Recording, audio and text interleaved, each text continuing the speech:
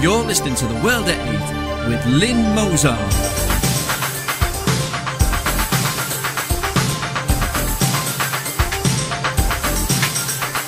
The World at 8, the number one in nationalist news. Highlights of the news today, Wednesday the 26th of February 2014. Harman, no collusion with paedophile group. UK proposal for 2.5 million premium visas for wealthy foreigners. Ex-Guantanamo inmate held over Syria terror. Bet you've not heard this one. Are the United Arab Emirates fit for Schengen? Don't you wish this was Britain? German neo-Nazis could enter EP after court ruling. Arctic Norway too cold for British troops. Nigerian Islamists killed 29 pupils in boarding school attack. 7 Egyptian Christians found shot execution style on Libyan beach. Thought for the day, Stockholm Syndrome, do we have it? And finally, Irish jokes, 2 of them. UK news, Harman, no collusion with paedophile group. The Labour deputy leader refuses to apologise and says she did not collude with or support a paedophile rights campaign group. Harriet Harman has said she regretted the existence of a paedophile right group linked to a civil liberties group she worked for. However, the deputy Labour leader said that she had nothing to apologise for and that she neither colluded with nor supported the Paedophile Information Exchange, PI. She continued to insist that the series of stories run by the Daily Mail over the links between the National Council for Civil Liberties, which Ms Harman worked for, and PI were a politically motivated smear. Labour leader Ed Miliband has given Ms Harman his full backing, saying, "I know she has a long and proud record of being on the right side of all those issues." World at 8. The BNP went on record for this report some years ago before the Daily Mail. It must be realised that this was the way that Harman got her leg up the ladder. One must hope it wasn't a leg over. UK proposal for 2.5 million premium visas for wealthy foreigners. Wealthy foreigners should be offered the chance to bid for fast-track settlement in the UK by entering an annual auction for 100 premium visas starting at £2.5 million under proposals unveiled on Tuesday by the government's immigration advisers. The group of economists criticised the current system under which foreigners can make investments of 1 million to 10 million in gilts in return for a faster route to settlement in Britain for providing little or no benefit to the UK. Instead, they suggested a sealed bidding process made up of compulsory £2 million investment plus a £500,000 donation to Good Causes Fund to be distributed among schools, hospitals and charities.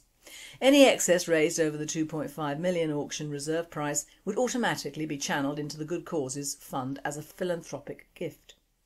The investor visa has proved particularly popular with Chinese, Russian and US citizens, with slightly less than 600 applications having been made in the year to September.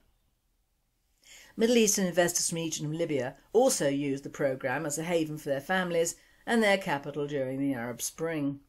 Sir David Metcalfe, chairman of the Migration Advisory Committee, defended his auction proposal against immigration lawyers who had criticised the idea for creating an eBay culture for settlement. World at 8. This idea should have started and finished in the 1950s along with monitored immigration. Like all ideas concerning money, it is too little and much too late.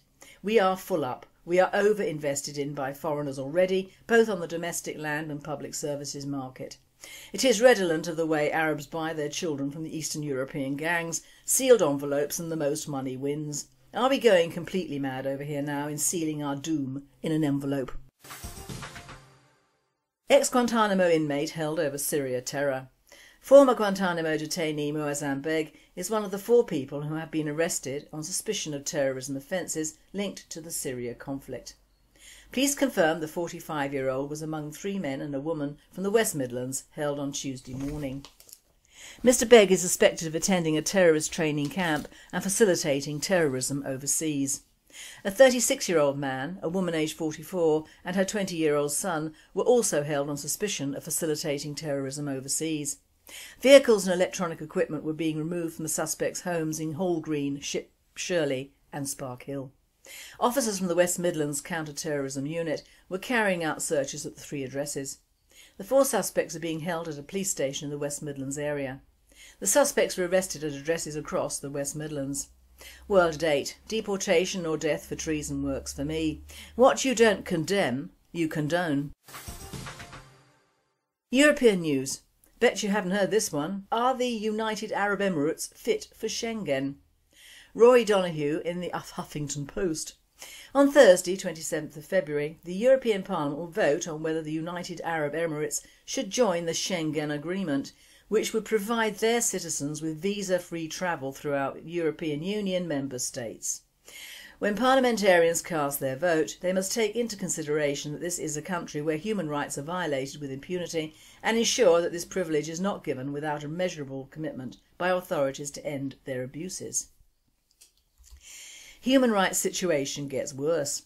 Since the European Parliament passed a resolution in October 2012 which condemned the incommunicado detention and alleged torture of Emirati political activists, the human rights climate of the UAE has deteriorated significantly. The political activists who were the subject of that resolution are serving lengthy prison sentences after being convicted in a trial described by the International Commission of Jurists as manifestly unfair, in which authorities did not investigate allegations of torture. Mistreatment of European citizens. Victims of human rights abuses in the UAE are not limited to Emiratis, however, and have included appalling treatment of European citizens. There was an international outcry when a Norwegian woman was jailed for having extramarital sex after reporting to police that she'd been raped, and in a separate case, David Cameron was forced to ask for an investigation into the alleged torture of 3 Britons by Dubai police officers. Needless to say, conditions for migrant workers have not improved and there continues to be a litany of abuses carried out against them. Just words but no action by the UAE. Authorities in the UAE may have made very public commitments to protect human rights through their signing of the United Nations Convention Against Torture and election to the Human Rights Council, but these actions have proved to be nothing more than a public relations exercise. Indeed, if the UAE is added to the visa waiver list, then their rulers will publicise it as a vindication of their leadership, and the EU will have effectively condoned the human rights violations taking place there.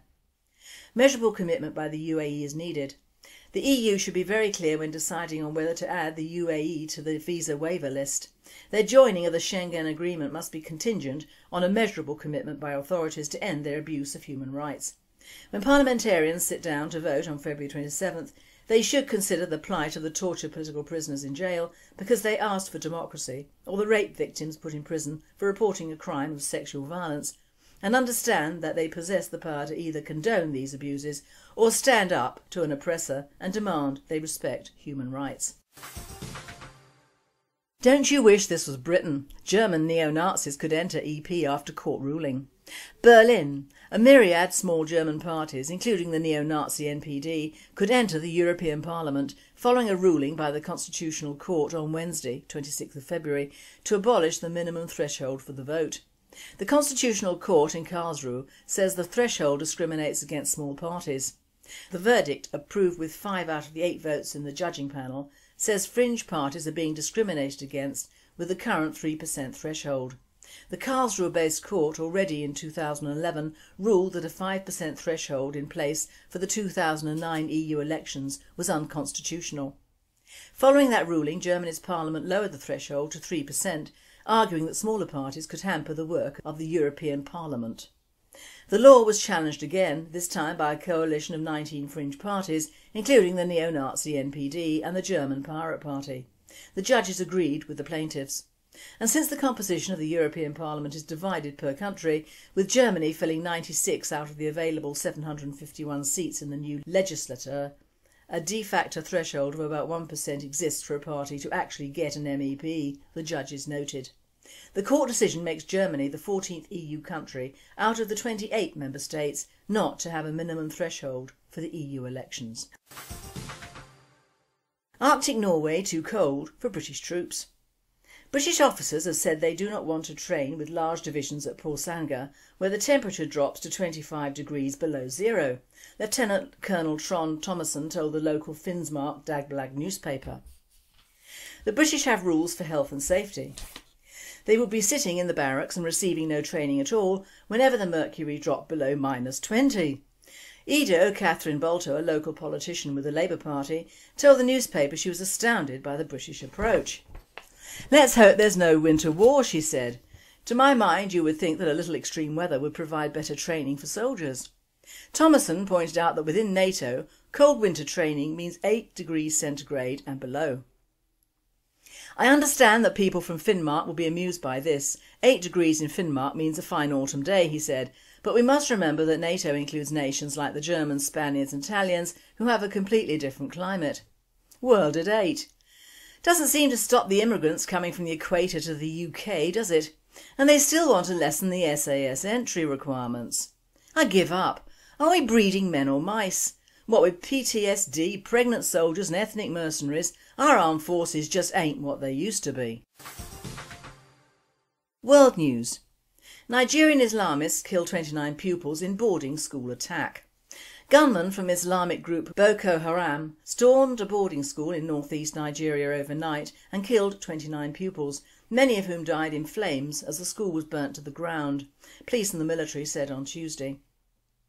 Some of the student bodies were burnt to ashes, Police Commissioner Sanusi Rufai said of the attack on the federal government college of Buni Yadi, a secondary school in Yobe State near the state's capital city of Damaturu.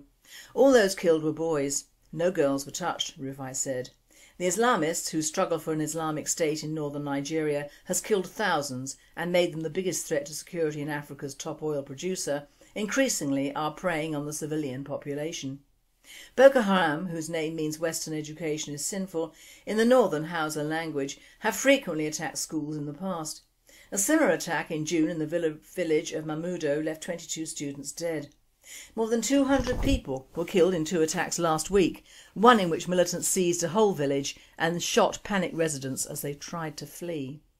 World 8. And you still have to mine the web to find the Islamist atrocities, while news from the Central African Republic is tossed out like candy to a baby. If you think about it, there is method to their madness in killing the males only. It leaves the nubile females for the future to breed for Islam. 7 Egyptian Christians found shot execution style on Libyan beach. 7 Egyptian Christians were found shot dead on a beach in eastern Libya after they were abducted from their apartments, security officials and local residents said, in the second such execution-style killing this year. 3 years after the revolution that ousted Muammar Gaddafi, Libya's weak government and army is struggling to impose state authority and control brigades of former rebels and Islamist militias in a country awash with weapons. A police officer told Reuters the bodies were found with gunshots to the heads outside Benghazi in the east, where assassinations, kidnappings and car bombs are common and Islamist gunmen are active. They were killed by headshots in execution style, a police officer said. We don't know who killed them. Local residents and an Egyptian worker who asked not to be identified because of fears for their security said unknown gunmen had arrived at the Benghazi building where the Egyptians lived and dragged them away after going door to door asking if residents were Christian or Muslim. Security sources confirmed the Egyptians were Christians. No further details were immediately available about how they were killed or whether they were shot on the beach. No group claimed responsibility. Thought for the day. Have we all got Stockholm Syndrome? Have we, the West, all got Stockholm Syndrome on a massive scale? Even America, with its terrible history of 9/11, seemed to be jumping on the Islamic bandwagon, and Obama, may peace be upon him, has issued a statement during his Cairo speech in 2009. I know too that Islam has always been part of America's history. He also stated that part of this conviction is rooted in my own experience. I am a Christian, but my father came from a Kenyan family that includes generations of Muslims. As a boy I spent several years in Indonesia and heard the call of the azan at the break of dawn and the fall of dusk. As a young man I worked in Chicago communities where many found dignity and peace in their Muslim faith. I know too that Islam has always been a part of America's history, and since our founding, American Muslims have enriched the United States. Whilst picking up my sit bucket from the floor to empty it, I wonder just how many idiots in the West fell for this outright pack of lies, loosely concocted on a web of deceit and enlarged events. The reply to this from an American citizen is good but quite long, so excerpts suffice. I quote, "Have you seen a Muslim do anything that contributes positively to the American way of life? The answer is no, you did not. Just ask yourself why. Were those Muslims that were in America when the Pilgrims first landed? Funny, I thought they were Native American Indians. Were those Muslims that celebrated the first Thanksgiving Day? Sorry again, those were Pilgrims and Native American Indians. Can you show me one Muslim signature on the United States Constitution, Declaration of Independence, Bill of Rights? Don't think so. Did Muslims fight during the Civil War to free the slaves in America? No, they did not. In fact, Muslims to this day are still the largest traffickers in human slavery. Your own half-brother, a devout Muslim, still advocates slavery himself, even though Muslims of Arabic descent refer to black Muslims as pug-nosed slaves. Says quite a lot of what the Muslim world really thinks of your family's rich Islamic heritage, doesn't it, Mr. Obama? Where were the Muslims during World War II? Finally, Mr. Obama, where were Muslims on September the 11th, 2001?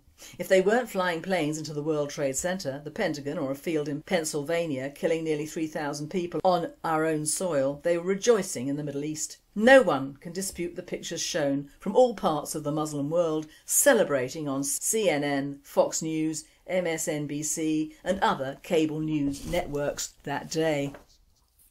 Strangely, the very moderate Muslims, whose arses you bent over backwards to kiss in Cairo, Egypt on June the 4th, were stone cold silent post 9/11.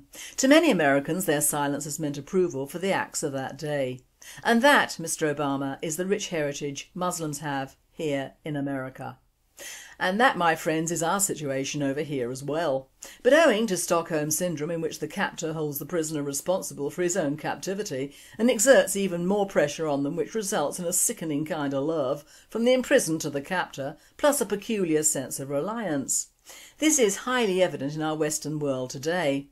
Of course it's all blamed on colonialism, but of course colonialism has always been with us, from the days of the caveman taking over his neighbours and ensuring the ongoing lives of his own progeny, to the well-documented colonialism of the 18th and 19th centuries. But in the very early times it didn't span continents because people couldn't get there via Virgin Air. Now we have factors in the UK that I personally find insulting. First, the Muslims themselves. I am personally offended by their presence.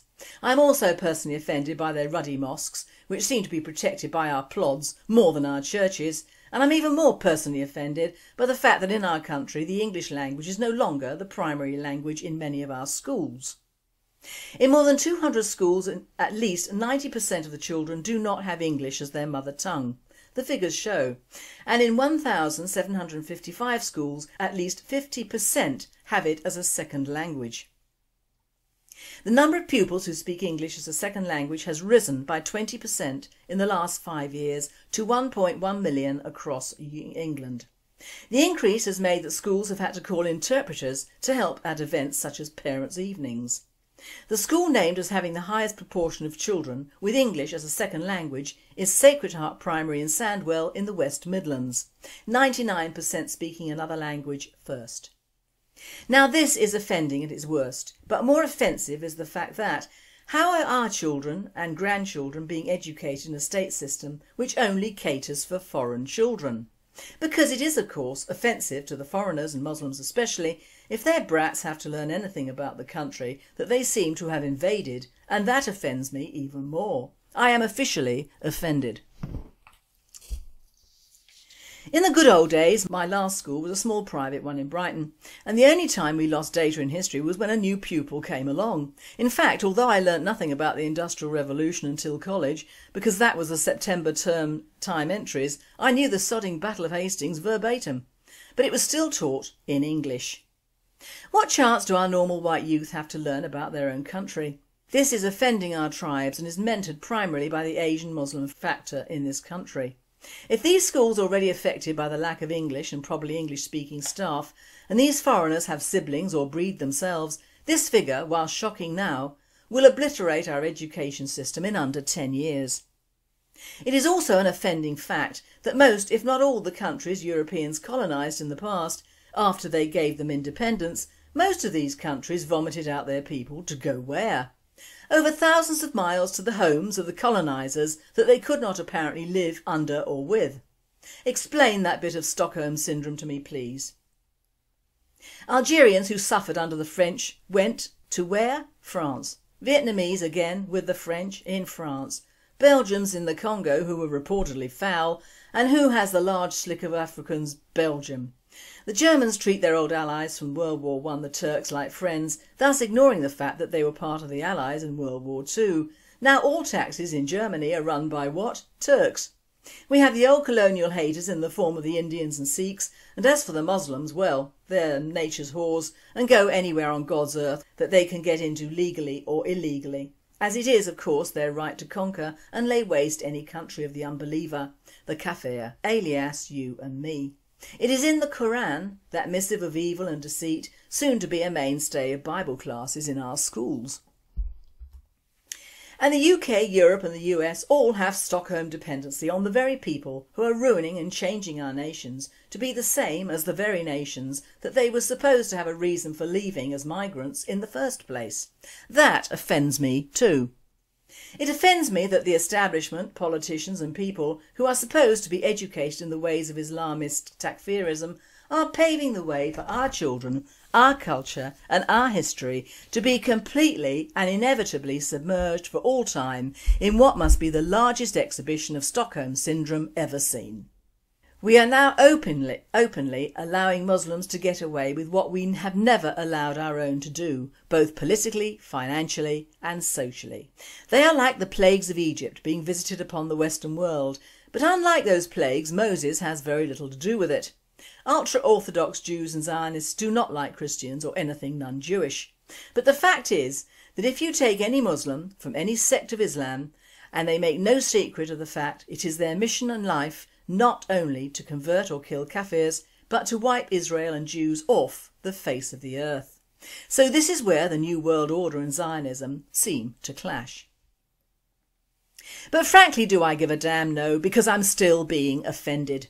We, the Brits, tribes, seem to be allowing all foreigners, but mainly those of Islam, tremendous leeway in a country which really doesn't have a history with Islam, well, certainly not anything good. The great classic composers, writers, poets, artists, scientists, inventors and countries have not come from Islam. The great majority of those have been Northern European or Jewish. Fact.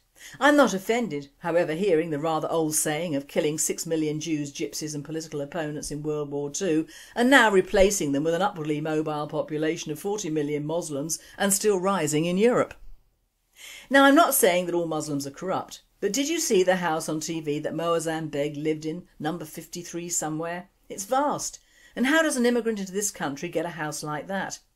Knowing prices as I do, it seems wrong that our own cannot get mortgages, whilst Muslims seem to go to the top of the council list or the banks. But then we all know that Muslims do not do business with Kafirs, so it's always Muslims supporting other Muslims in host countries.